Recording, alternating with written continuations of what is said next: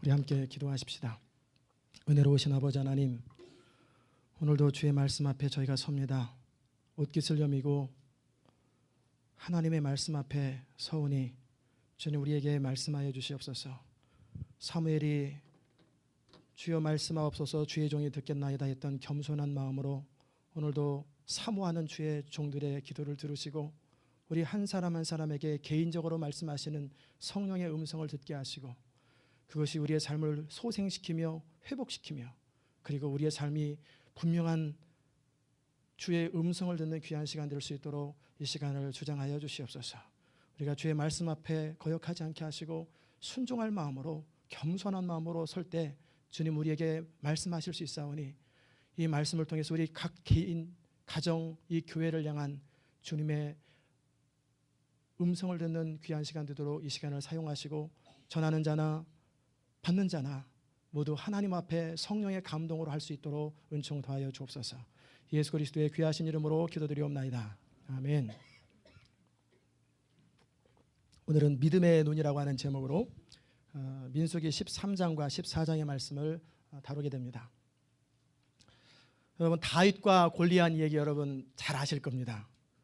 많은 사람들이 그 이야기를 들으면서 그 다윗의 승리 그리고 골리앗의 패배를 바라보면서 희열을 느낍니다. 근데 우리는 남의 이야기니까 쉽게 이렇게 바라보고 아 그런가 보다 영화 보듯이 생각하지만 실제 그 현장에서는 쉬운 것이 아닙니다. 사울왕을 비롯한 이스라엘 백성들, 사울왕은 한평생 전쟁했던 사람이에요. 그 전쟁했던 전쟁의 용사와 이스라엘 백성들이 엄청나게 거대한 그 골리앗 앞에 어떻게 해보지를 못하고 두려워 떨고 있었습니다. 반면에 다윗이라고 하는 조그만 소년이 초등학교 학생이 아닙니다. 소년이라면 한 16, 17 이 정도를 보통 소년이라고 합니다. 이 아이가 나타나서 그 문제를 해결하고 이스라엘에게 승리를 가져다 주었습니다. 그러면 그 이스라엘 백성과 다윗의 차이가 뭘까? 다윗도 역시 어려움을 똑같이 맛보았고 그 엄청난 환경을 맛보았습니다. 그리고 그 거대한 골리앗 앞에 자기 자신의 한계를 그대로 느꼈어요.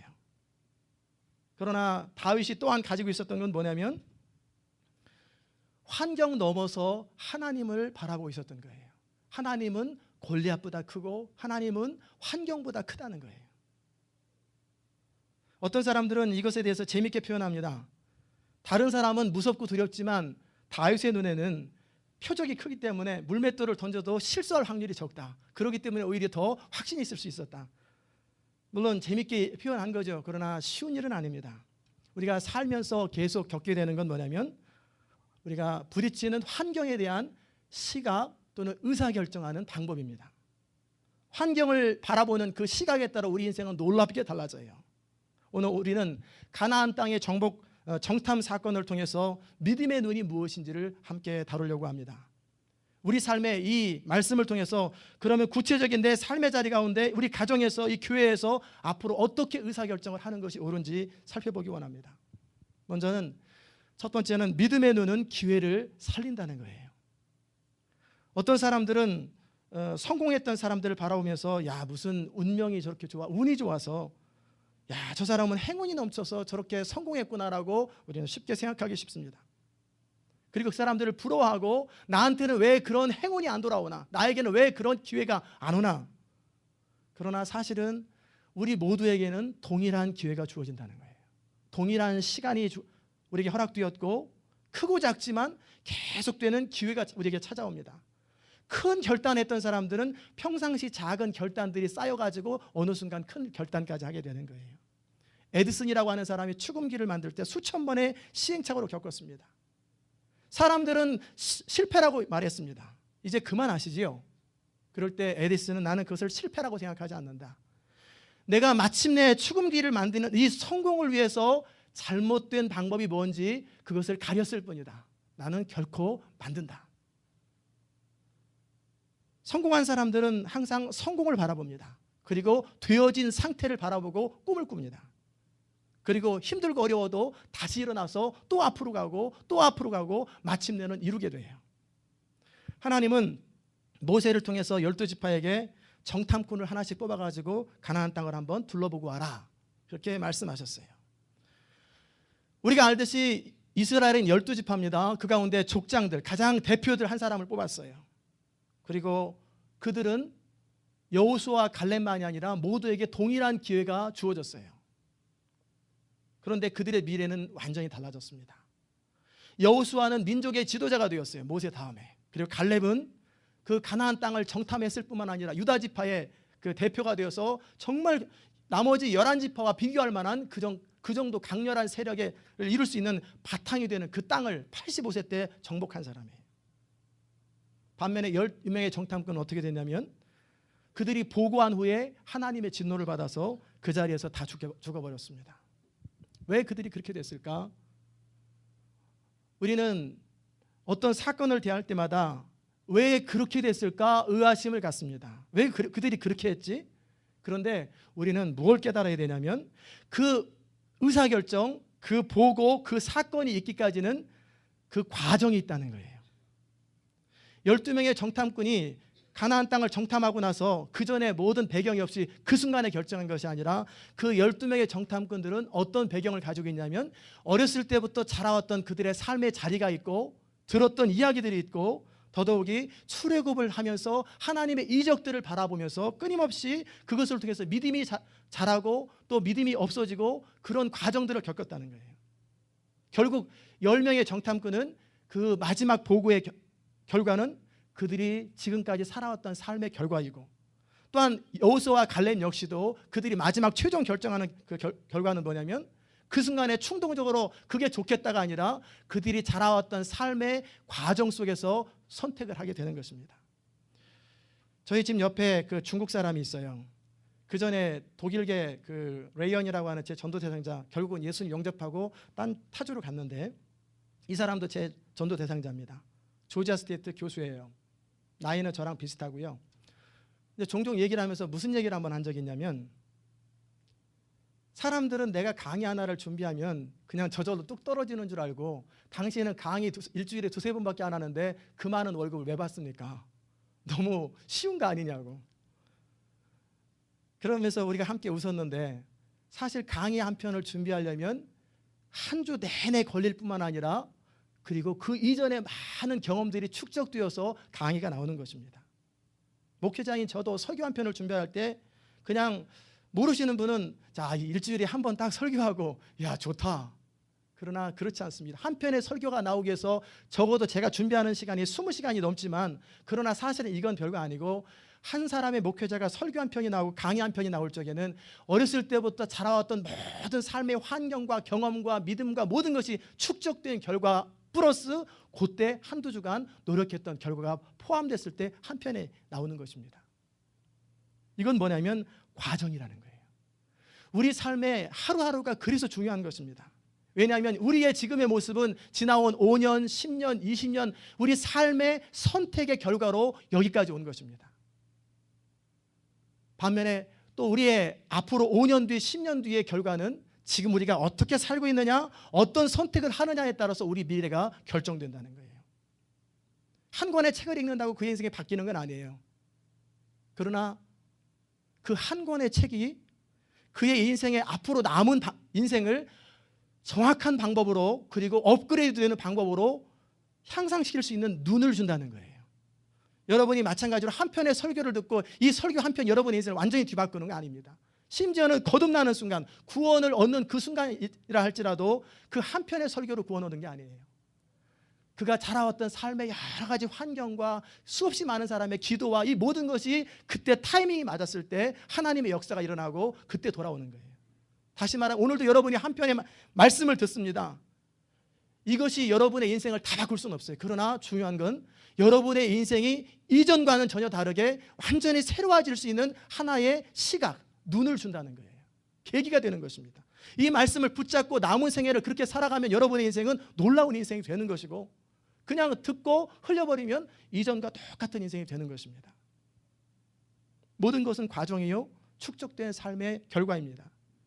가나안 땅의 10명의 정탐꾼이 그들의 보고는 그들이 지금까지 살아왔던 경험과 상식과 믿음과 모든 것이 종합되어서 그들이 의사결정을 한 겁니다. 여호수아와 갈렙 역시도 그 순간의 선택이 아니라 그들의 삶의 자리가 전체적으로 모아져서 그렇게 바라보고 그렇게 선택한 거예요. 12명 모두 가나안 땅을 정탐했습니다. 그리고 모세와 이스라엘 백성들에게 보고했어요. 그들이 동일한 보고는 뭐냐면 그 땅은 과연 젖과 꿀이 흐르는 좋은 땅입니다. 여기에는 내용이 같았어요. 그런데 그 동일한 장소를 바라보면서 정탐한 내용을 가지고 해석하는 게 틀렸다는 거예요. 서로 다르다는 것입니다. 10명의 정탐꾼은 뭐라고 말했냐면 그 땅은 참 좋고 과연 젖과 꿀이 흐르는 땅입니다.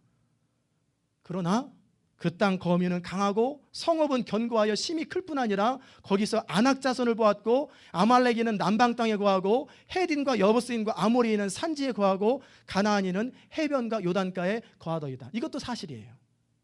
객관적으로 정확한 사실을 보고했습니다.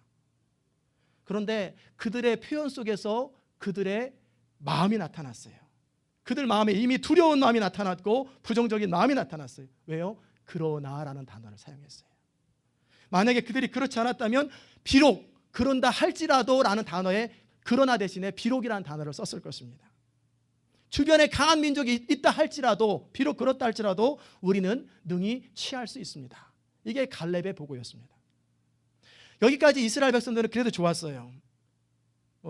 그런데 문제는 그 단계를 넘어서서 사실을 왜곡한다는 거예요. 갈렙이 흔들리는 백성들, 술렁거리는 백성들의 마음을 안돈시키면서 그 땅을 취하자, 우리가 능히 취하리라, 그렇게 말을 하자 나머지 10명의 정탐꾼이 태도를 바꿨습니다. 아마 갈렙이 말을 좀 잘해가지고 설득력 있게 말했으면 좋았을 텐데 결론만 딱 얘기하니까 10명의 정탐꾼은 이제 객관적인 보고 플러스 자기들의 마음을 거기다 실어가지고 우리는 능히 올라가서 그 백성을 치지 못하리라. 갈렙 말과 정반대로 얘기했죠. 그들은 우리보다 강하니라. 그리고 이스라엘 백성들한테 한 걸음 더 나가서 뭐라고 그랬냐면 우리가 두루 다니며 탐지한 땅은 거민을 삼키는 땅이에요. 완전히 내용이 전과 달라졌죠. 거기서 본 모든 백성은 심장이 장대한 자들이며 거기서 또 네피림의 후손 아낙자손 대장부를 보았나니 내용이 해석이 아까와는 달리고 그들의 주관적인 감정에 실린 거예요. 그리고 사실 이렇게 된 배경이 뭐냐면 그들의 자존감입니다. 우리는 스스로 보기에도 메뚜기 같으니 그들 보기에도 그와 같을 것이라. 결국 10명의 문제는 자존감의 문제였습니다. 이 보고를 들으면서 어떤 느낌이 듭니까? 사람은 자존감이 있어요. 자존감이 뭐냐면 내 자신에 대해서 존중하는 마음. 오늘 제가 그런 생각을 해봤어요. 많은 경우에 우리가 다는 아니지만 여자분들은 미모, 사람들한테 예쁘다고 소리가 그의 자존감에 굉장히 중요한 역할을 하는구나. 늘 예쁘다는 소리를 들으면은 그것이 자기 자신을 설명하는 이유가 돼요.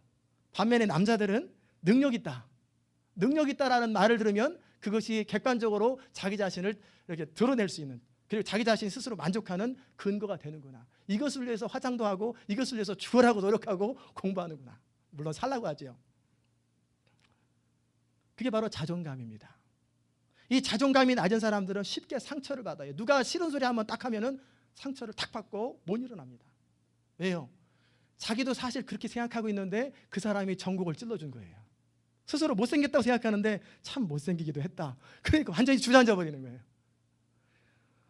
그렇지 않아도 좌절감 속에 늘 무능하다는 생각들에 아내 눈치를 보고 이런 눈치를 보고 저런 눈치를 보는데 아내가 하는 말, 당신은 왜 이렇게 무능해?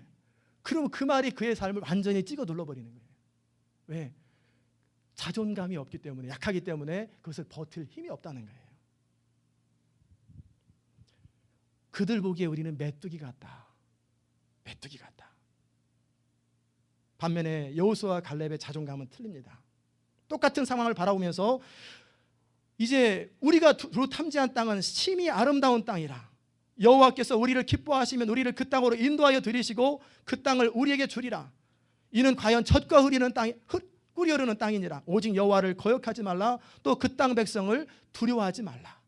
그들의 믿음을 표현했을 뿐만 아니라 그들의 자존감은 뭐냐면 그들은 우리 밥이라. 그들의 보호자는 그들에게서 떠났고 여호와는 우리와 함께 하시느니 그들을 두려워하지 말라. 이게 여호수아와 갈렙의 자존감이요 믿음의 배짱이었던 것입니다. 여호수아와 갈렙의 보고 속에는 다른 10명의 사람들과 다른 언어가 있어요. 결국 우리는 우리 언어가 우리 자신을 나타냅니다. 우리 언어 속에는 우리의 생각이 표현되어 있고 우리의 인격이 다 포함된 거예요. 그 차이는 뭐냐면 10명의 정탐꾼들에는 하나님이라는 단어가 없어요. 객관적인 사실과 그 사실에 대한 현실적인 해석만 있는 거예요. 그러나 2명의 정탐꾼은 거기에 하나님이 포함되어 있습니다. 그 땅 너무나 아름답고 좋다. 그런데 그것을 위해서 치러야 될 대가가 너무 크다. 그러므로 결과는 어렵겠다. 그것에 대해서 믿음 없다는 얘기하면은 내용을 바꾸는 거예요. 반면에 갈렙 같은 경우는 뭐냐면 이 사람이 생각이 없는 건 아니에요. 그 땅을 얻기 위해서 치러야 될 대가가 뭔 줄 알았어요. 나중에 85살이 되었을 때 모세에게 갈렙이 뭐라고 얘기했냐면 내 나이 아직 젊으니 그 땅을 내가 취하겠습니다. 하나님이 내게 주신 그 산지를 내가 취하겠습니다 하고 자기 부족들을 데리고 다른 부족들이 지파에 힘입어서 85살이 된 사람이 그 땅을 친히 전쟁을 해서 정복한 것입니다. 우리 인생에 구원을 제외하고는 모든 것은 다 대가가 지불되는 거예요. 어떤 것도 대가가 지불되지 않는 것은 없습니다. 여러분이 은혜를 받기 위해서 최소한 가스를 떼고 그리고 이 자리에 나오는 수고를 하는 대가를 지불한 거예요. 그냥 공짜로 가나안 땅이 얻어지는 게 아니에요. 그 모든 것을 다 알고 나서 그럼에도 불구하고 그 대가를 지불할 만한 가치가 있다라고 이들은 바라본 것입니다. 그들의 마음속에 있는 건 뭐냐면 여호와께서 기뻐하시면, 여호와께서 우리와 함께 하시면, 그리고 그들의 보호자는 그들을 떠났고 여호와께서는 우리와 함께 하신다는 분명한 고백이 있는 거예요. 이렇게 우리 인생을 살펴보듯이 항상 되는 사람들은 되는 말만 합니다. 성공하는 사람들은 늘 성공을 생각하고 되어질 일들을 바라봅니다. 그러나 안 되는 사람들은 늘 안 되는 이유를 말해요. 그리고 안 될 이유를 찾고 그리고 사람들을 설득하고 자기를 설득합니다. 다시 말하면 성공하는 사람은 성공을 준비하고 실패하는 사람은 늘 실패를 준비하고 살아갑니다. 그 이유 때문에 기회들이 자꾸 놓쳐지는 거예요. 물론 저나 여러분이 우리에게 다가오는 모든 기회들을 다 잡는 건 아닙니다. 저도 참 많은 기회를 놓쳤습니다. 여러 차례 인생의 기회가 다가옵니다. 어떤 건 큰 기회가 있고 어떤 건 작은 기회가 있고 어떨 때 그때마다 선택해야 될 상황이 있습니다. 정말 큰 선택은 배우자를 선택하는 것, 정말 인생의 장래의 방향을 설정하는 것, 그런 어떤 중요한 선택이 있을 뿐만 아니라 또 작은 선택도 있어요. 그런데 어떤 것은 놓쳐서는 안 되는 선택이 있고 어떤 것은 놓쳐도 되는 선택이 있어요. 잘했다는 게 아니라 그냥 만회될 만한 선택이 있어요. 중요한 선택에서 놓치면은 그로 인해서 한평생 가슴 아파하는 거예요. 물론 나중에 하나님의 은혜로 그것을 극복하고 넘어서서 다시 일어나면 그것도 복이 됩니다. 이스라엘 백성들의 경우는 뭐냐면 이 가나안 땅을 정복하는 것은 그들의 운명이에요. 우리처럼 선택해도 되고 안 선택해도 되고 이런 선택의 여지가 있는 게 아니에요. 그들의 운명입니다. 그런 기회를 놓치면 그들은 비극을 초래하는 거예요. 왜? 그들의 정체성은 뭡니까? 출애굽해서 가나안 땅 들어가는 것, 그것이 그들의 운명이요 그들의 정체성이고 놓쳐서는 안 되는 거예요.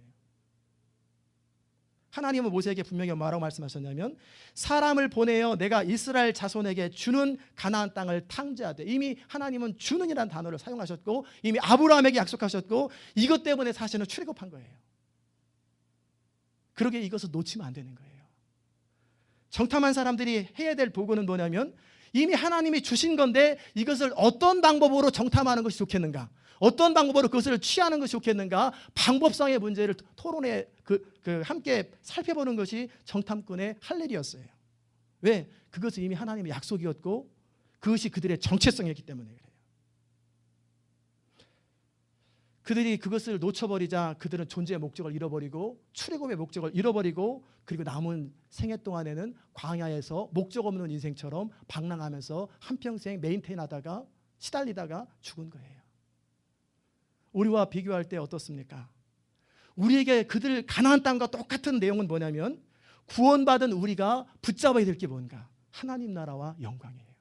저런 거 절대 놓쳐서는 안 되는 거예요. 정말 하나님 나라를 위해 사는 것, 하나님의 영광을 위해 살아가는 건 이건 놓쳐서는 안 되는 거예요. 또 우리 교회에게 주신 비전이 있지요. 주부에 늘 나오는 것처럼 이 주부 하나님께서 이 교회를 시작하면서 주셨던 이 비전은 놓쳐서는 안 되는 거예요. 이 비전을 놓치는 순간 우리에게는 존재할 이유가 없는 거예요. 그냥 사람들이 모였으니까 교회가 되는 게 아니에요. 그것은 펠로십이고 친교단체예요. 교회가 시작될 때는 분명한 하나님의 비전이 있고 하나님의 분명한 목적이 있을 때 교회가 시작되는 거예요. 그렇기 때문에 이 두 가지는 우리가 반드시 잡아야 되는 거예요. 하나님은 결국 약속한 것이기 때문에 가나안 땅을 들어가게 하셨죠. 그러나 그때로부터 40년 뒤입니다. 이 출애굽의 첫 세대는 광야에서 다 죽은 거예요. 왜? 기회를 놓쳤고, 그리고 그들은 하나님 앞에서 정말 중대한 실수를 했기 때문에 그래요. 사실은 실수가 아니죠. 실수가 아니라 그들이 아직 가나안 땅에 들어갈 만한 준비가 되지 않았던 거예요. 두 번째, 이 믿음의 눈에서 중요한 것은 각 사람의 믿음의 고백대로 하나님은 갚아주신다는 거예요. 10명의 정탐꾼의 보고를 듣고 또 갈렙의 보고를 듣고 온 백성은 울면서 밤새도록 통곡을 했어요. 소리 지르고 울면서 모세와 아론을 원망하고 차라리 애굽에서 죽었으면 좋았는데 왜 출애굽시켰냐. 차라리 이 광야에서 그냥 시간 지내면서 살다가 엘림 같은 좋은 장소 택해가지고 하면 좋았는데 왜 그랬느냐. 거기에 가면 우리 칼로 망할 것이고 우리 처자도 다 사로잡힐 텐데 차라리 애굽으로 돌아가자. 그리고 얘기하기를 우리 한 장관을 세워가지고 애굽으로 돌아가자. 이게 엄청난 죄악입니다. 하나님을 철저하게 모독하는 행위예요. 그 이유가 뭐냐면 하나님은 이스라엘 백성들을 아브라함으로부터 약속하셨고 가나안 땅에 들어가게 하시기 위해서 그 엄청난 하나님의 위엄과 영광을 나타내셨어요. 그런데 그것에 대해서 한마디로 쓸데없는 짓 하셨네 그러는 거예요. 그리고 불가능하다고 얘기하는 거예요. 이것은 마치 우리가 구원받은 것에 대해서 하나님이 왜 우리를 구원하셔가지고 예수를 왜 믿어가지고 이렇게 고생하는 거야, 막 이런 소리 하면 하나님이 그냥 속이 너무너무 상하죠. 우리가 예수를 잘 못 믿어서 우리 인생이 힘들고 어려운 것이지 예수를 잘 믿어서 그런 게 아니에요. 우리 인생의 모든 아픔과 고통은 다른 거 아닙니다. 우리가 의를 위해서, 사도 바울처럼 우리가 스스로 의를 위해서 고난을 받는 것 빼고는 다 우리가 잘 못 믿고 제대로 된 선택을 못하기 때문에 그 결과로 아픔을 겪는 것이고, 하나님은 이 우리의 실수와 연약함과 이런 것들을 넘어서서 극복하게 하시면서 은혜를 베푸시고 끊임없이 용서하시고 끊임없이 기회를 주시는 것이고, 하나님은 끊임없이 은혜 베푸시는 분, 좋은 분이에요. 이 이야기를 들으면서 모세와 아론은 땅바닥에 엎드렸습니다. 얼마나 참담하겠어요. 얼마나 속상하고 대책이 없는 거예요. 그리고 이것에 대한 결과를 아는데, 얼마 전에 금송아지 사건을 통해서 이들이 어떤 하나님 앞에 진노를 받을 뻔했는데, 그때 여호수아와 갈렙이 옷을 찢고 의의 분노를 내는 거예요. 우리가 두루 다니며 탐지한 땅은 심히 아름다운 땅이라 여호와께서 우리를 기뻐하시면 우리를 그 땅으로 인도하여 드리실 거라. 과연 젖과 흐리는 땅인데 오직 여호와를 거역하지 말라. 그 땅 백성을 두려워하지 말라. 그들은 우리 밥이라. 그들의 보호자는 그들에게서 떠났고 여호와는 우리와 함께 하시니 그들을 두려워하지 말라. 이 믿음의 보고를 했던 여호수아와 갈렙의 보고에도 불구하고 그들이 이미 절망감에 사로잡혔고 분노에 사로잡혀서 즉시에 그 말을 듣자 돌을 드는 거예요. 그 여호수아와 갈렙을 쳐서 죽이려고 하는 것입니다. 그때 하나님께서 하나님의 영광을 나타나셔서 그 문제를 해결하시죠. 그리고 모세에게 말씀하십니다. 이 백성이 어느 때까지 나를 멸시하겠느냐. 내가 그들 중에 이 모든 이적 행한 것을 생각하지 아니하고 어느 때까지 나를 믿지 아니하겠느냐. 내가 전염병으로 그들을 쳐서 멸하고 너를 그들보다 크고 강한 나라를 모세 너부터 다시 시작하겠다. 이 금송아지를 만든 사건은 뭐냐면 하나님의 존재를 왜곡하고 부인하는 거예요. 반면에 이 정탐의 사건은 뭐냐면 하나님의 신실하심과 하나님의 능력에 대해서 완전히 무시해버리는 사건이에요. 이거에 대해서 하나님은 분노하시고 심판하기로 결정하시는 거예요. 그때 모세가 간절한 중보기도를 하면서 하나님의 분노는 가라앉았지만, 그리고 그들을 용서했지만 그 대가는 분명하게 지불하셨습니다. 진실로 나의 사는 것과 여호와의 영광이 온 세계에 충만한 것으로 맹세하노니 나의 영광과 애굽에서 행한 나의 이적을 보고도 이같이 10번이나 나를 시험하고 내 목소리를 청종치 아니한 그 사람들을 내가 조상들에게 맹세한 땅을 결단코 보지 못할 것이요 또 나를 멸시하는 사람은 하나라도 그것을 보지 못하리라.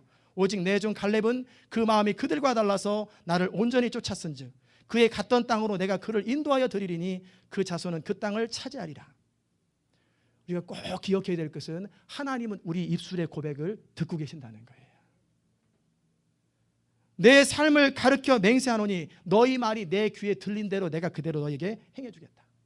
너희 시체가 너희 말대로 광야에서 엎드러지도록 해주겠다.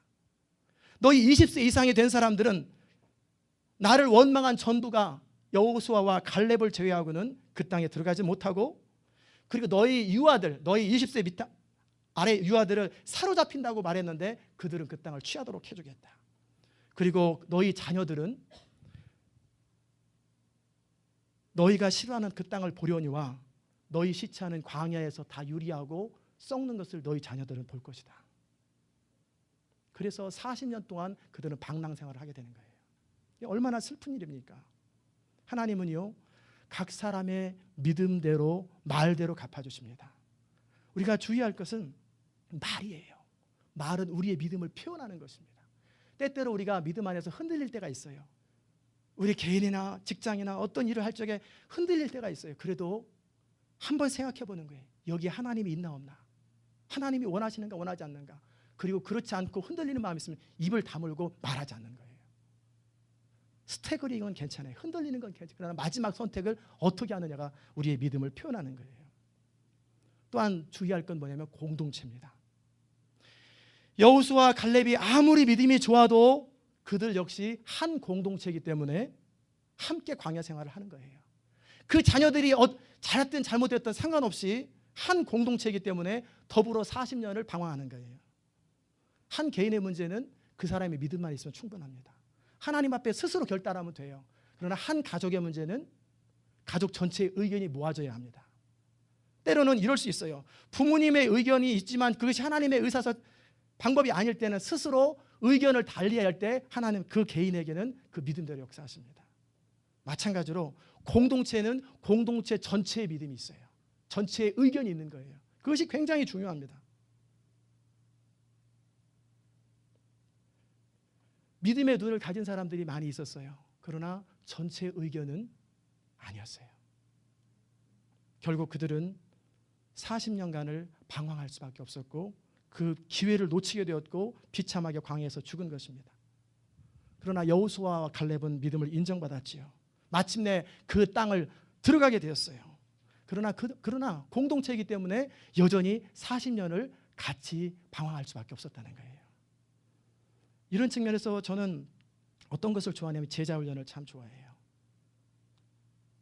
제자훈련의 철학이 뭐냐면 그런 것입니다.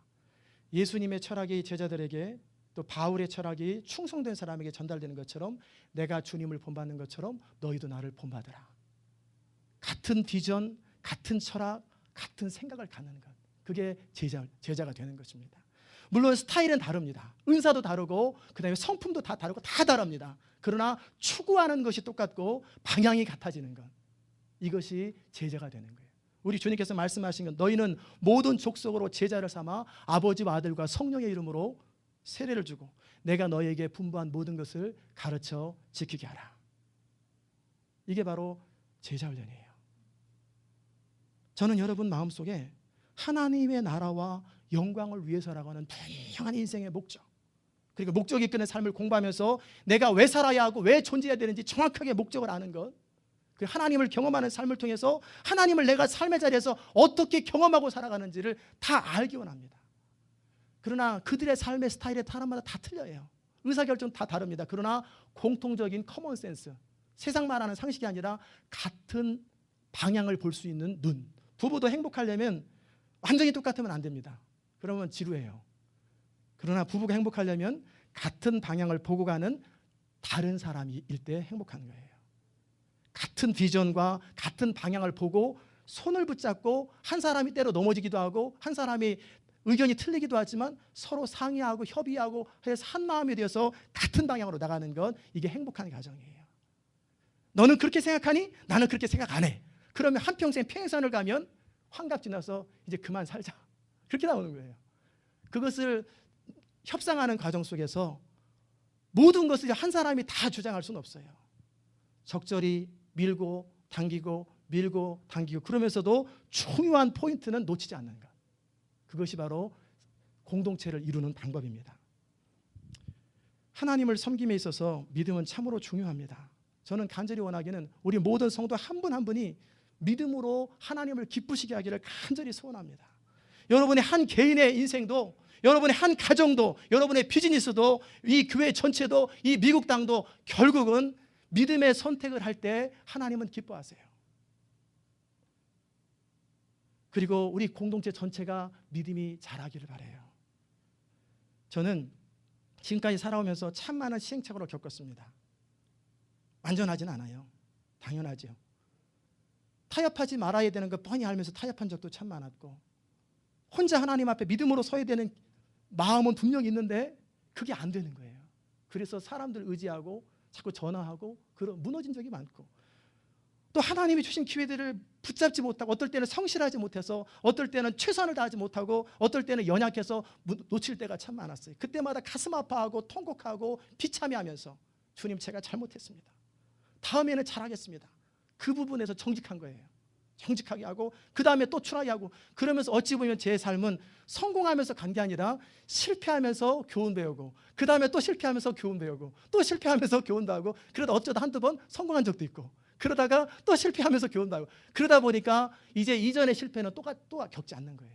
그러면서 믿음이 쭉 자라왔던 것을 바라봅니다. 하나님은 우리가 그렇게 되길 원하세요. 그리고 하나님은 우리 말을 주목하십니다.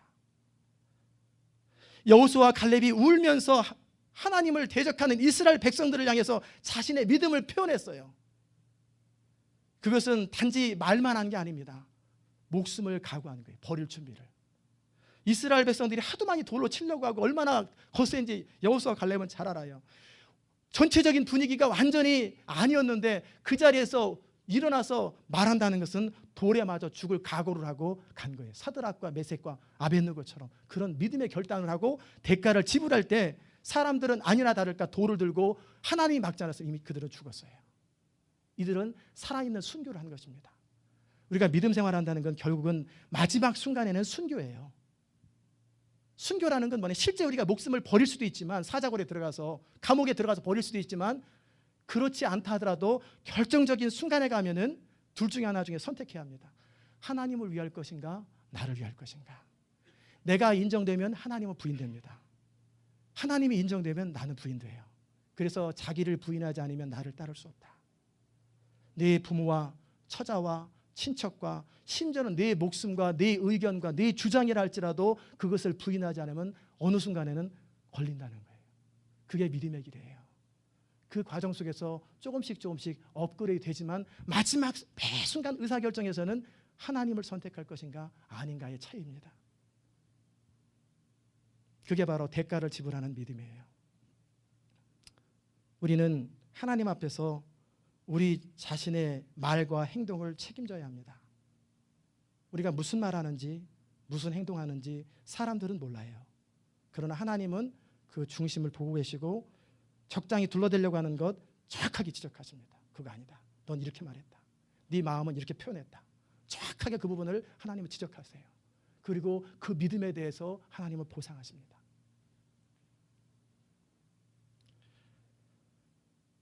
성공하는 사람들은, 또 다시 성경에서 쓰임받는 사람들은 긍정적인 말을 하고 긍정적인 생각을 하고, 그리고 항상 하나님의 눈으로, 믿음의 눈으로 모든 것을 바라봅니다. 바라볼 뿐만 아니라 말할 뿐만 아니라 거기에 자기 인생을 걸고 책임을 지고 나갑니다. 저는 두렵고 떨림으로 여러분에게 선포합니다. 우리 삶에 기회는 한두 번만 오는 건 아니에요. 앞으로도 계속 옵니다. 끊임없이 기회는 계속 와요.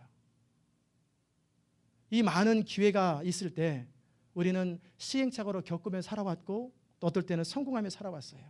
그러나 중요하고 우리가 꼭 기억해야 될 것은 오늘의 우리의 선택이 우리 미래를 결정한다는 거예요. 우리의 순간순간의 선택이 결국은 우리의 남은 생애를 결정한다는 사실 앞에 늘 두렵고 떨림으로 바른 선택을 하는 거예요. 그리고 또한 공동체를 이루고 한 가족을 이뤄나갈 때 그러기에 격려가 필요한 거예요. 너는 그런 선택했지, 너는 네 선택대로 망해라, 그러면 안 돼요. 때로는 남편이 믿음이 연약할 때, 때로는 부인이 믿음이 연약할 때 격려해 주는 거예요. 그리고 일어설 수 있도록 힘을 북돋아주고, 그래서 나중에는 더 나은 선택을 할 수 있도록 함께 가는 것, 그것이 바로 믿음의 공동체입니다. 그래서 사랑과 선행을 격려하고 서로 믿음을 격려하는 거예요. 자칫 잘못하면 어떻게 될 수 있냐면 이혼론에 빠져버려요. 너는 적이고 나는 아군이다. 너는 공산주의고 나는 자유주의다. 그러면은 파격에 이르고 결국은 타켜져 버리는 거예요. 제가 지난번에 지난 주간에 아주 귀중한 생각을 했습니다. 그게 뭐냐면, 저는 음악을 원래 좋아해요. 음악을 참 좋아하고 15년 전까지만 해도 하루에 1시간씩 꼭 클래식 음악, 바이올린 음악을 굉장히 좋아했어요. 그런데 15년 동안 못 들었어요. 예수에 미쳐가지고 어느 순간에 못 듣고 살았고 들어도 안 들려요. 한쪽으로 계속 갔습니다. 그런데 문득 지난 주간에 어느 집사님 신방하면서 음악 얘기를 1시간을 넘게 2시간 가까이 하면서 제 마음속에 음악을 듣고 싶은 마음이 계속 들었어요. 그래서 그 다음날 수요일날 설교 준비함에도 불구하고 점심때 너무 음악이 듣고 싶어서 옛날 음악을 다시 CD를 틀었습니다. 아주 좋은 그 스피커를 가지고 들으면서 교회 한 곡을, 하나는 독일 사람, 똑같은 독일 사람인데 유진이라고 하는 사람이 지휘했고, 한 사람은 헤베르트 폰 캬라얀이 지휘한 음악을 들었어요. 근데 유진이라고 하는 사람이 그 지휘했던 음악을 들을 때 꼭 행진곡 같았어요. 교회 한 곡인데 아주 파워풀하고 강합니다. 그런데 캬라얀이 지휘한 걸 들으면은 행진곡이 아니라 너무너무 섬세하고 한 사람 한 사람의 연주가 다 살아있어요. 바이올린곡, 첼로곡, 트럼펫, 모든 음악이 다 사는 거예요. 그러면서 제가 충격을 받았습니다. 와, 나는 목회를 행진곡으로 하는구나. 군대처럼 하는구나. 이게 아니구나. 목회는 나 혼자는 그렇게 살 수 있을지 몰라도 그게 아니구나. 하나님은 다양성을 기뻐하시고 한 사람 한 사람의 인격이 살아나고 잠재력이 살아나고 모든 사람의 가능성이 살아날 수 있도록 기회를 주고 기다려주고 함께 어우러져 가는 것, 어느 한 의견이 아니라 더불어 공동체가 모두 살아나는 것, 이것이 목회구나. 그래서 저는 그것의 이름이 오케스트라 목회다. 그래서 제가 이름을 바꿨어요. 행진곡 목회는 이제 그만하겠다. 이제 오케스트라 목회를 하겠다. 때로는 믿음이 연약한 사람이 있을 수 있고요, 저랑 스타일이 전혀 다른 사람이 있을 수 있고, 저랑 완전히 다른 생각을 가진 사람이 있을 수 있어요. 그런 사람들을 다 섭렵해가지고 똑같은 생각을 만들어버리면 행진곡이 되는 거예요. 몇 개의 연주만 있으면 돼요. 이거 몇 가지 트럼펫 한 4가지 악기만 있으면 행진곡은 됩니다. 그러나 아름다움은 없어요. 그리고 그 행진곡을 하면서 한 사람 한 사람의 독특한 개성과 하나님이 주신 은사와 탤런트들은 다 죽습니다. 그게 아니라 한 사람 한 사람이 살아나는 목회, 모두가 자신의 의견이 관철되는, 무조건 끝까지 하는 게 아니라 내 의견이 무시되지 않는 그런 목회. 한 사람 한 사람이 연약한 사람이든 강한 사람이든 미국에 먼저 온 사람이든 늦게 온 사람이든 타지에 온 사람이든 어떤 사람이든 어느 교회에서 온 사람이든 모두가 열린 마음으로 조금 기다려주고 받아주고 좀 천천히 가더라도 더불어 가는 목회, 이게 오케스트라 목회구나. 그러려면 지휘자가 인내력이 참 많이 필요하겠다. 인내력이 많이 필요하겠다. 여러분이 저를 위해서, 인내가 부족한 저를 위해서 인내력을 넣고 기도 좀 해줘야 돼요. 품는 마음, 품어주고 기다려주고. 제가 고린도전서 13장에서 15년 전에 이걸 읽으면서 제가 스스로 뭐라고 생각했냐면, 나는 사랑하고는 전혀 거리 멀구나. 특별히 맨 뒤에 모든 걸 믿고 모든 걸 바라고 모든 걸 참아주고, 이게 사람이냐? 이게 안 되는, 이게 너무너무 힘들겠구나. 근데 그래서 전 덮었어요. 근데 시간이 지나가면서 결국은 그 길이구나. 바라고 믿고 참아주는 것. 그래서 스스로 깨닫고 일어설 때 끌어안아주고 격려해주고 그러는 것. 사실 하나님은 저한테 그러셨어요. 제가 어떤 죄악들을 범할 때 그렇다고 여러분이 무슨 엄청난 나쁜 짓 하는가 보다 그러지 마시고, 하나님 앞에 결단해야 될 때 결단하지 못하고 무너질 때마다 하나님은 한마디도 안 하셨어요. 물끄러미 지켜보시더라고요. 저는 미안하죠. 나를 사랑하시고 신실하셨던 하나님 앞에 늘 죄송하면서도 여전히 끊지 못하고 그러고 살았어요. 그러다가 어느 날 큰 맘 먹고 하나님 이제는 그만하겠습니다, 이제는 끊겠습니다라고 딱 선언하면 그때서야 기다렸다는 듯이 내 아들, 내가 그 시간을 기다렸다. 난 널 사랑한다. 그러면 그게 힘이 돼가지고 내가 이 하나님을 위해서라면 난 목숨을 버린다. 결국 제 믿음의 배경에는 은혜였어요. 은혜. 결국 하나님이 나 같은 사람을 사랑하고 기다려주고 받아준다고 하는 그것 때문에 거기에서 헌신이 나오더라고요. 헌신은 은혜에서 나옵니다. 우리 교회가 그런 교회가 되었으면 좋겠어요. 그게 사랑과 웃음이 넘치는 교회입니다. 정말 서로가 서로의 연약함을 받아주고 격려해주고 끌어안아주고, 믿음이 강한 자가 연약한 자의 약점을 끌어안고, 믿음이 연약한 자는 때때로 의심을 많이 합니다. 흔들려요. 비판하지 아니하고 기다려주는 것, 위에서 기도해주는 것, 말하지 않고 기도해주는 것, 그리고 끌어안아주는 것. 이게 아름다운 목회요, 아름다운 셀그룹이요, 그게 정말 천국 같은 공동체입니다. 그리고 어느 순간 연약했던 사람이 믿음의 단계에 올라가서 또 다른 사람을 그렇게 끌어안아주고 또 세워가면서 우리가 그렇게 살다가 주님 앞에 서가서 계속해서 주님과 교제하는 것, 이게 성도의 삶입니다. 가정에서도 그렇게 서로 격려합시다. 당신 왜 그래? 그러지 말고, 아내가 남편에게 여보 나는 이 부분이 약해, 이게 잘 안 돼 라고 말할 때 나도 알아, 너 원래 그래, 그러지 말고 그래 내가 받아줄게. 남편이 자기의 부족함을 얘기할 적에 괜찮아 나도 알아, 그러나 기도하고 나아지겠지 하고 끌어안아주고 기다려주면 내 속에 있는 이야기가 다 나오는 거예요. 끌어안는 목회, 끌어안는 가정. 아이들이 힘들고 어려울 때 부모님에게 찾아가야 되는데 다른 사람한테 찾아가면 이것은 실패한 아버지입니다. 어머니입니다. 애들이 힘들고 방황할 때 아버지를 찾아가고 어머니를 찾아가야 돼요. 그리고 거기서 위로를 받고 결정을 할 수 있는 그런 부모가 되는 거예요. 그게 아름다운 가정이요, 그런 공동체가 아름다운 교회입니다.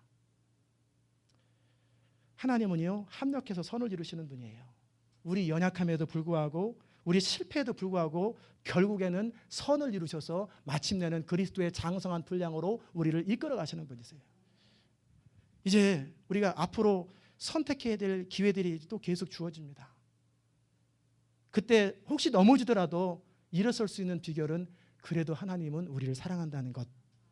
그러나 이것이 넘어짐의 이유가 되면 안 되고요, 그때마다 기회가 올 때 이제는 깨달았으니까 믿음의 선택을 하자. 끊임없이 믿음의 선택을 하고, 실수했을 때 적당히 변명하지 말고 정직하게 자신을 대면하고 그걸 극복하면 계속 믿음은 자라고 하나님은 기쁘시게 하는 거예요. 이 축복의 대열에 믿음의 눈을 가지고 각 가정에서, 교회에서, 한 개인과 비즈니스에서 이 믿음의 눈을 가지고 선택함으로 하나님의 영광, 하나님의 축복의 문 여러분 삶 가운데 활짝 열리기를 주의 이름으로 축원합니다. 기도하십시다. 은혜로우신 아버지 하나님, 참으로 감사합니다. 이스라엘의 정탐꾼의 사건을 통해서 우리가 참 많은 것들을 배우고 경험합니다. 믿음의 눈을 가지고 산다는 것이 얼마나 중요한 것인지, 또한 우리가 더불어 공동체이기 때문에 어느 한두 사람의 의견이 아니라 모두의 의견이 결국은 중요하다는 사실을 깨닫게 하신 것 또한 감사합니다. 하나님, 간절히 원하기는 우리 한 성도 한 성도의 믿음이 자라게 하시고, 그리고 이 전체의 믿음이 자라게 하시고, 그래서 하나님께서 이 교회를 통해서 하고자 하시는 일들이 하나도 놓쳐지지 않고 정말 영광스럽고 주께서 주신 그 비전을 온전히 이루는 아름다운 시온 인터내셔널 교회 공동체가 될 수 있도록 은총 베풀어 주시옵소서. 때때로 연약한 사람들, 부족한 사람들을 비판하지 말게 하시고, 마음속으로 정죄하지 말게 하시고, 정말 그들을 위해서 오히려 기도하고 자신을 돌아볼 뿐만 아니라 서로 사랑을 격려하고 선행을 격려함으로 아름다운 공동체를 이뤄갈 수 있도록 주의 은총 베풀어 주시옵소서. 감사드리며 예수 그리스도의 귀하신 이름으로 기도드리옵나이다. 아멘. 자리에 일어나셔서 344장 우리 찬송하십시다.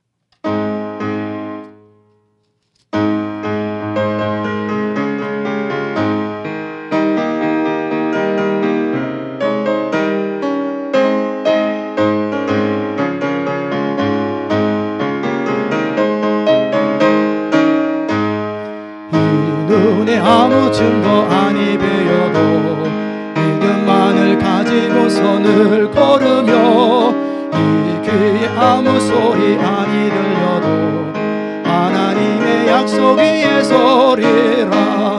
걸어가세 믿음 위에 서서 나가세 의심 버리고 걸어가세 믿음 위에 서서 눈과 귀에 아무 증거 없어도 이 눈에 보기에는 어떠하는지 이미 얻은 증거대로를 믿으며 이 마음에 의심 없이 살아갈 때에 우리 소원 주 안에서 이루리. 걸어가세 믿음 위에 서서 나가세 의심 버리고 걸어가세 믿음 위에 서서 눈과 귀에 아무 증거 없어도 당신의 거룩함을 두고 맹세하. 주 하나님 아버지는 참 미쁘다. 그 귀한 모든 약속 믿는 자에게 능치 못할 무슨 일이 있을까. 걸어가세 믿음 위에 서서 나가세 의심 버리고.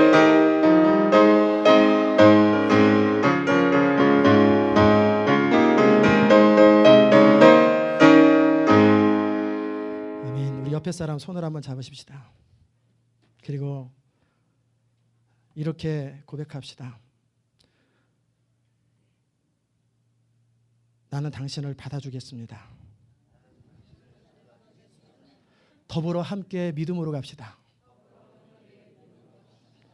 우리 같이 함께 기도하시겠습니다. 은혜로우신 아버지 하나님, 오늘도 이렇게 주의 말씀을 통해서 우리에게 하시는 주의 음성을 듣게 하시니 감사합니다. 하나님, 때때로 우리의 삶의 자리 가운데 얼마나 많은 경우 주님께서 우리에게 주신 놀라운 축복의 기회들을 놓치고 살았는지요. 하나님, 이것이 우리의 원망의 조건이 되지 않게 하시고 오히려 한 단계 더 약진하고 실패를 통해서 교훈을 얻고 더 나은 선택을 할 수 있는 믿음의 진도가 있는 계기가 될 수 있도록 은총 베풀어 주시옵소서. 하나님, 또한 공동체를 이루어감에 있어서 혼자 가지 않게 하시고 좀 늦더라도 더불어 같이 가게 하시고 서로 기다려주게 하시고 서로 격려해주게 하시고 그래서 함께 위로하고 서로 격려하고 품어주는 아름다운 시온 인터내셔널 교회 공동체가 될 수 있도록 은총 더하여 주시옵소서.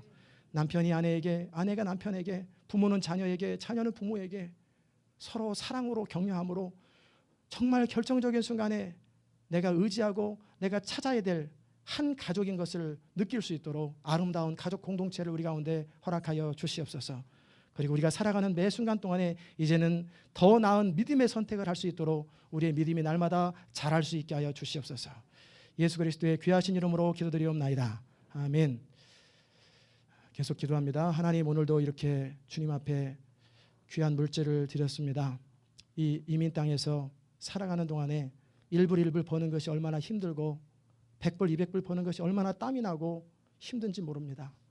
그러나 주님을 사랑하기에 하나님 나라가 확장되기를 원하기에 오늘도 기쁨으로 주님께 드린 사랑하는 성도들을 복을 주시고 은혜를 베푸시고 이들의 인생이 참으로 하나님 앞에 상달되는 인생이 될 수 있도록 은총 베풀어 주옵소서. 11조 예물을 주님께 드린 사랑하는 성도들, 작은 일에 충성한 자들처럼 그의 삶의 모든 것이 주님의 것임을 고백하며 그 증표로 하나님 앞에 드렸던 그 믿음을 받으시고 이제는 큰 것으로 맡기고 더 많은 것으로 맡기고 그리함으로 하나님 나라를 위해서도 물질을 통해서도 귀하게 쓰임받을 수 있도록 은총 베풀어 주시옵소서. 감사 예물을 주께 드린 사랑하는 성도들, 그들의 삶의 환경과 상관없이 믿음으로 감사했던 성도들, 그 감사로 인해서 그 믿음으로 인해서 하나님의 은혜와 영광을 맛볼 수 있도록 은총 베풀어 주시옵소서. 또 생명을 구원하기 위해서 선교 예물로, 구제 예물로, 장학 예물로, 그리고 전도 예물로 주 앞에 드렸고, 특별히 뉴올리언즈 카트리나 재해를 당한 분들을 위해서 아낌없이 주님께 드린 사랑하는 성도들, 영혼이 잘된 같이 범사에 잘되는 복을 더하여 주시옵소서. 하나님 아버지, 또한